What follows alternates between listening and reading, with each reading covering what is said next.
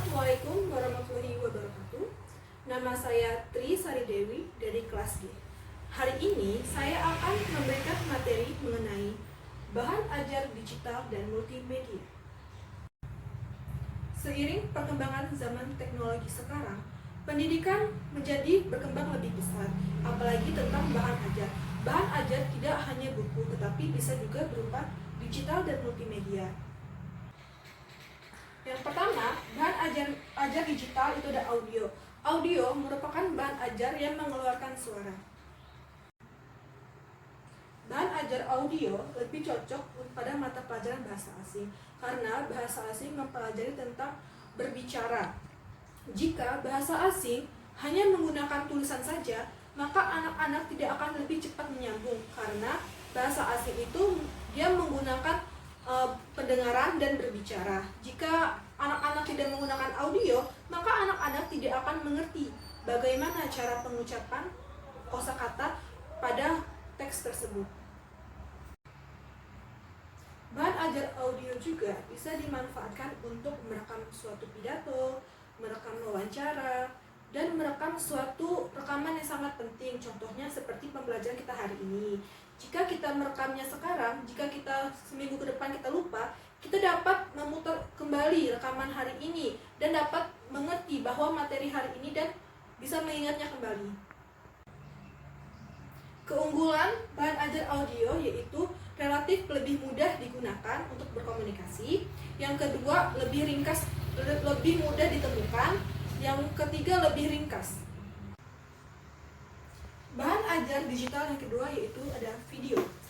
Video merupakan bahan ajar yang mengeluarkan suara dan mengeluarkan gambar yang sedang bergerak.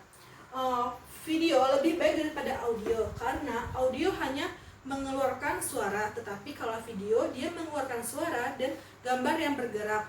Dan bahan ajar digital video ini juga lebih mudah digunakan, karena dalam pembelajaran anak-anak pasti lebih paham dengan gambar-gambar yang menarik.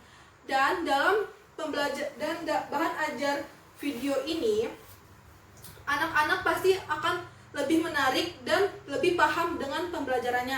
Contohnya, jika kita mempelajari tentang kucing, maka anak-anak pasti akan tahu bagaimana suara kucing dan bagaimana gambar kucing. Tetapi jika kita menggunakan bahan ajar audio, kita tidak bakal tahu bagaimana bentuk kucing itu.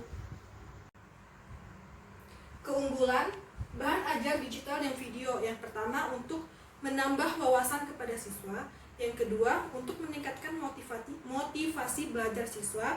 Yang ketiga, memberikan objek secara langsung. Yang keempat, menghadirkan peristiwa yang sulit dihadiri secara langsung. Selanjutnya, ada bahan ajar multimedia. Bahan ajar multimedia ini terdiri dari teks, gambar, video, dan audio. Bahan ajar multimedia ini adalah bahan ajar yang terbaru, karena ia mengandung teks, gambar, video, dan audio. Nah, dalam bahan ajar multimedia ini lebih bagus daripada bahan ajar digital, karena ia mengkombinasikan teks, gambar, video, audio, sehingga anak-anak lebih mudah memahami materi yang sedang diajarkan oleh gurunya.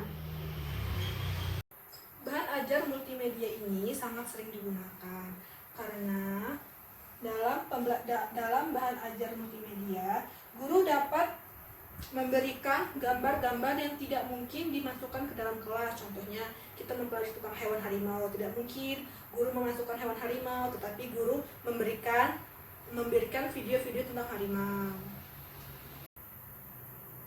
Jadi, anak-anak dapat melihat langsung tanpa harus membayangkan bagaimana bentuk harimau tersebut. Jadi, anak-anak akan lebih senang jika kita menggunakan bahan ajar multimedia, karena anak-anak pasti akan menyukai gambar-gambar yang menarik, dan dengan oleh itu, anak-anak akan termotivasi untuk belajar dan akan lebih excited dalam pembelajaran. Jadi, guru harus bisa menggunakan bahan ajar digital dan multimedia ini dengan sebaiknya, agar murid bisa lebih memahami apa yang guru ajarkan. Dan seorang guru juga harus bisa memilih mana bahan ajar yang cocok digunakan dalam pembelajaran pada hari itu. Sekian materi pembelajaran kita hari ini tentang bahan ajar digital dan multimedia. Apabila ada kesalahan, saya minta maaf. Kepada Allah saya minta ampun. Wassalamualaikum warahmatullahi wabarakatuh.